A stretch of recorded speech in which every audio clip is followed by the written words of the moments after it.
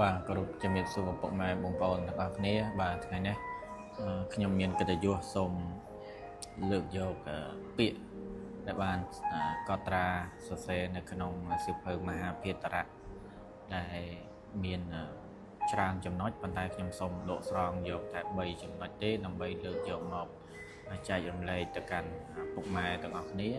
ហើយនៅក្នុង3ចំណុចនោះគឺទី1គឺនិយាយពាក់ព័ន្ធទៅនឹងវិជារណបអំណាចគឺអវិជ្ជាយុត្តិធម៌រណបអំណាចគឺអយុត្តិធម៌បណ្ឌិតរណបអំណាចគឺពាលអញ្ចឹងថាតើ3ពាក្យ3ឃ្លានេះវាមានអត្ថន័យខ្លឹមសារដូចម្ដេចខ្ញុំបាទនឹងចូលខ្លួនមករំគាយបកស្រាយសេចក្តីនៅក្នុងពាក្យទាំង3ខាងដើមនេះទៅតាមចំណេះដឹងតិចតួចរបស់ខ្ញុំបាទទៅតាមការយល់ឃើញរបស់ខ្ញុំបាទអញ្ចឹងពាក្យទី1ឃ្លាទី1គេពោលថាវិជារណបអំណាចគឺអវិជ្ជាហេតុអីបានគេថាវិជារណបអំណាចគឺអវិជ្ជាអញ្ចឹងយើងដឹងហើយថាពាក្យថាវិជាកន្លែងនេះគឺចង់សំដៅទៅលើបុគ្គលសំដៅលើមនុស្សដែលមានចំណេះដឹងជ្រៅជ្រះទាំងផ្នែកអក្សរសាស្ត្រយុទ្ធសាស្ត្រវិធីសាស្ត្រនិងការចេះដឹងទៅលើមុខវិជ្ជាផ្សេងទាំងអស់ហើយបើសិនជាគាត់ជាមនុស្សជាបុគ្គលដែលមានចំណេះដឹងជ្រៅជ្រះហើយតែបែរជាគាត់ចង់បានទូនាទីចង់បានឋានៈបុណ្យស័ក្តិខ្ពង់ខ្ពស់ឧត្តមឧត្តមដោយគាត់ក្បត់នៅឧត្តមគតិខ្លួនឯងគាត់នឹងបានធ្វើទៅតាមអ្វីដែលគាត់បានចេះដឹងគាត់ក្បត់គាត់រណបអំណាចទៅកាន់បុគ្គលណាម្នាក់ដើម្បីតែចង់បានទូនាទីចង់បានឋានៈចង់បានអីតែអ្វីដែលគាត់ចង់បាននោះគឺអាចចាត់ទុកថាជាអវិជ្ជាហើយពីព្រោះវិជ្ជានាំឲ្យមនុស្សមាននៅវិន័យនាំឲ្យមនុស្សមាននៅសេចក្តីថ្លៃថ្នូរនាំឲ្យមនុស្សមាននៅទ្រព្យសម្បត្តិនាំឲ្យមនុស្សមាននៅសេចក្តីសុខផងដែរបើសិនជាយើងចេះទុកដាក់ចាយវាឲ្យបានត្រឹមត្រូវអញ្ចឹង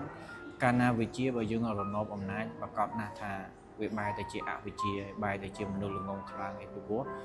ក្បត់ខ្លួនឯងក្បត់ចំណេះដឹងដែលខ្លួនឯងបានសិក្សារៀនសូត្រអំពីខ្លឹមសារនានានៅក្នុងគម្ពីរនៅក្នុងសៀវភៅនៅតាមអ្វីដែលលោកគ្រូអ្នកគ្រូបានបណ្ដុះបណ្ដាលហើយគាត់ធ្វើកិច្ចការងារដែលក្បត់នឹងចំណេះដឹងខ្លួនឯងអញ្ចឹងចាត់ទុកថាជាអវិជ្ជាតែអញ្ចឹងឃ្លានេះខ្ញុំសូមបកស្រាយខ្លីប៉ុណ្ណឹងទៅឃ្លាទី2គេថាយុត្តិធម៌រណបអំណាចគឺអយុត្តិធម៌កន្លែងនេះខ្ញុំសូមលើកយកនៅអគតិ4ដែលខ្មែរយើងតែងតែនិយាយអំពីអគតិទាំង4យ៉ាងគឺឆន្ទាគតិទោសាគតិភយាគតិមោហាគតិអញ្ចឹងនៅក្នុងអគតិទាំង4យ៉ាងនេះសម្រាប់ជាពិសេសគឺអ្នកដែលកាត់ក្តីអ្នកដែលកាត់ទោសបើសិនជាគាត់មានអគតិទាំង4យ៉ាងនេះការកាត់ក្តីការកាត់ទោសនោះពុំមានភាពសុក្រិតភាពទេអញ្ចឹងយុត្តិធម៌បើសិនជាដើម្បីតែអំណបដើម្បីតែរណបអំណាចដើម្បីតែចង់បានលាភសក្ការៈដើម្បីតែចង់បានផលប្រយោជន៍ដើម្បីតែចង់បានទូនាទីឋានៈអីនោះកាលណាកាត់ក្តីកាលណាកាត់សេចក្តីជំរះសេចក្តីអាចនឹងប្រែកន្លះពីសទៅខ្មៅពីខ្មៅមកសវិញអ្នកដែលមានទោសបែរជាអត់ទោសអ្នកដែលអត់ទោសបែរជាមានទោសទៅវិញក៏ថាបានដែរអញ្ចឹងហើយគេថាយុត្តិធម៌នេះបើសិនជាហ៊ានតែរណបអំណាចហើយយុត្តិធម៌បើសិនតែជាមានការលំអៀងហើយអញ្ចឹងវាលែងคล้ายទៅជាយុត្តិធម៌ហើយវានឹងคล้ายពីយុត្តិធម៌នេះទៅជាអយុត្តិធម៌ទៅវិញបាទទៅជាអយុត្តិធម៌ទៅវិញអញ្ចឹងចំណុចនេះសូមបកស្រាយខ្លីប៉ុណ្ណឹងទៅចំណុចទី3គឺចង់និយាយពាក់ព័ន្ធទៅនឹងបណ្ឌិតរណបអំណាចគឺពាលបាទបណ្ឌិតរណបអំណាចគឺពាលកន្លែងនេះសូម្បីតែនៅក្នុងទស្សនវិពុទ្ធសាសនាព្រះសម្មាសម្ពុទ្ធលោកបានចែងក៏អញ្ចឹងដែរពាក្យថាពាលបានន័យថាជាអ្នកដែលនាំឲ្យខ្លួនឯងនិងអ្នកដទៃអន្តរាយហៅថាពាលបាទហៅថាពាលអញ្ចឹងបណ្ឌិតទោះបីគាត់សិក្សារៀនសូត្រចំណេះដឹងគាត់ជ្រៅជ្រះទាំងចំណេះដឹងទាំងសញ្ញាបត្រដែលគាត់ទទួលស្គាល់អំពីសាលាអំពីសាកលវិទ្យាល័យណាមួយនៅពេលដែលគាត់យកទៅអនុវត្តគាត់ក្បត់ឧត្តមគតិគាត់មិនអនុវត្តនៅអ្វីដែលគាត់ ចេះដឹងនឹងទេគាត់បែរជាធ្វើរឿងដែលអយុត្តិធម៌សង្គមគាត់ទៅបំពានទៅបៀតបៀនអ្នកដទៃទៅជិះជាន់អ្នកដទៃដោយសារតែគាត់មានចំណេះដឹងគាត់ប្រើការកុហកយកលេសចេះយកលេខចុះដើម្បីតែផលប្រយោជន៍របស់គាត់អានឹងមិនមែនចាត់ទុកថាគាត់ជាបណ្ឌិតទេចាត់ទុកថាគណៈពេលនោះគាត់ជាបុគ្គលពីរហើយបាទជាបុគ្គលពីរហើយអញ្ចឹងបណ្ឌិតនេះកាពិតទៅនៅក្នុងពុទ្ធសាសនាបាទនៅក្នុងពុទ្ធសាសនាតាមដែលខ្ញុំសិក្សារៀនសូត្របានបន្តិចតួចប៉ុណ្ណោះ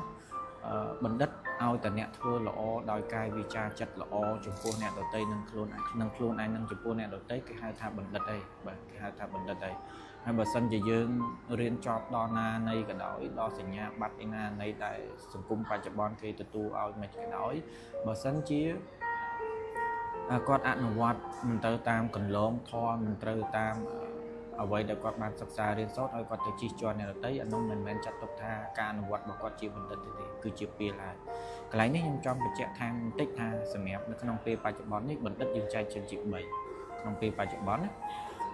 ទី1គេហៅថាបណ្ឌិតវិជ្ជាជីវៈអញ្ចឹងបណ្ឌិតវិជ្ជាជីវៈហ្នឹងជាបណ្ឌិតដូចនេះបណ្ឌិតវិជ្ជាជីវៈដូចជាលោកវេជ្ជបណ្ឌិតលោកសាស្ត្រាចារ្យវេជ្ជបណ្ឌិតគ្រូពេទ្យគាត់រៀនចំណេះជំនាញខាងការព្យាបាលនៅជំងឺឈឺថ្កាត់ផ្សេងដែលគាត់ចេះវេជ្ជបណ្ឌិតខ្លះគាត់ផ្នែកតន្ត្រសាស្ត្រផ្នែកថ្មិញអញ្ចឹងទៅបណ្ឌិតខ្លះគាត់ផ្នែកភ្នែកអញ្ចឹងទៅអញ្ចឹងចំណេះជំនាញដែលគាត់សិក្សារៀនសូត្ររយៈពេលណាមួយដែលបានទទួលបានសញ្ញាបត្របណ្ឌិតហ្នឹងអាហ្នឹងគេហៅថាបណ្ឌិតវិជ្ជាជីវៈបណ្ឌិតមួយទៀតគឺបណ្ឌិតស្រាវជ្រាវបានន័យថាគាត់ទៅឆ្លងកាត់ការសិក្សាតាំងពីថ្នាក់បញ្ញាបត្រជាន់ខ្ពស់រហូតដល់ថ្នាក់បណ្ឌិតអញ្ចឹងគាត់ត្រូវសិក្សាស្រាវជ្រាវអំពីសង្គមអំពីតថភាពសង្គមគាត់ត្រូវទៅសេនិក្ខេបបទគាត់ត្រូវទៅសេសារណាហើយគាត់ឡើងការពារនិក្ខេបបទរបស់គាត់នៅពេលដែលគាត់ការពារជាប់គេវាយតម្លៃថាអូគាត់រៀនចប់ហើយគាត់អាចនឹងទទួលបានសញ្ញាបត្របណ្ឌិតនឹងហើយទៅតាមការវិនិច្ឆ័យរបស់គណៈកម្មការវាយតម្លៃនិក្ខេបបទរបស់គាត់គឺគាត់ទទួលបានសញ្ញាបត្របណ្ឌិតគឺបណ្ឌិតស្រាវជ្រាវប៉ុន្តែបណ្ឌិតមួយទៀតគឺបណ្ឌិតកិត្តិយសបណ្ឌិតកិត្តិយសនេះគឺសំដៅទៅលើសញ្ញាបត្រដែលសាកលវិទ្យាល័យណាមួយដែលប្រគល់ជូនទៅដល់អិសរាជជនជាន់ខ្ពស់ប្រគល់ជូនទៅអ្នកដែលមានសមត្ថភាពដែលជួយកិច្ចការងារសង្គមបានច្រើនហើយគេឃើញថាគេវាយតម្លៃថាបុគ្គលជាបុគ្គលដែលស្អាតស្អំជាបុគ្គលដែលមានការដឹកនាំល្អជាបុគ្គលដែលមានការគ្រប់គ្រងច្រើនពីមហាជនអញ្ចឹងសាកលវិទ្យាល័យណាមួយហ្នឹងលោកអាចនឹងចេញ certificate ជាសញ្ញាបត្របណ្ឌិតកិត្តិយសជូនទៅដល់បុគ្គលម្នាក់នោះអញ្ចឹងត្រឡប់មកវិញខ្ញុំចង់បញ្ជាក់ថាបណ្ឌិតបើសិនជារណបអំណាចនឹងខ្លាចទៅជាពាលអញ្ចឹងដូចខ្ញុំបានបញ្ជាក់ខាងដើមនៅក្នុងពុទ្ធសាសនាអ្នកដែលធ្វើល្អសម្រាប់ខ្លួនឯងនិងអ្នកដទៃប្រយោជន៍ពីដល់ខ្លួនឯងនិងអ្នកដទៃហៅថាបណ្ឌិតអ្នកដែលបៀតបៀនអ្នកដទៃអ្នកដែលដើម្បីតែផលប្រយោជន៍ខ្លួនឯងអានឹងហៅថាពាលហើយប៉ុន្តែសម្រាប់នៅក្នុងការសិក្សាក្នុងពេលបច្ចុប្បន្ននេះបណ្ឌិតយើងបែងចែកជា3ដោយអ្វីដែលខ្ញុំបានលើកឡើងខាងដើមប៉ុន្តែការអនុវត្តអានឹងយើងទៅមើលតាមស្ថានភាពជាក់ស្ដែងបាទអញ្ចឹងថ្ងៃនេះខ្ញុំមានតែប៉ុណ្្នឹងទេហើយអ្វីដែលខ្ញុំបានដកស្រង់នេះគឺចេញអំពីសភៅមហាភារៈដែលលោកបានចងក្រងបានចែងឡើងអំពីឃ្លាទាំង3យ៉ាងនេះដើម្បីចែកជូនពុកម៉ែបងប្អូនបើមានការលើសលួសខ្វះខាតដោយប្រការណាមួយសូមមេត្តាខន្តីអភ័យទោសអំពីខ្ញុំបាទបងសូមអរគុណសូមជម្រាបលា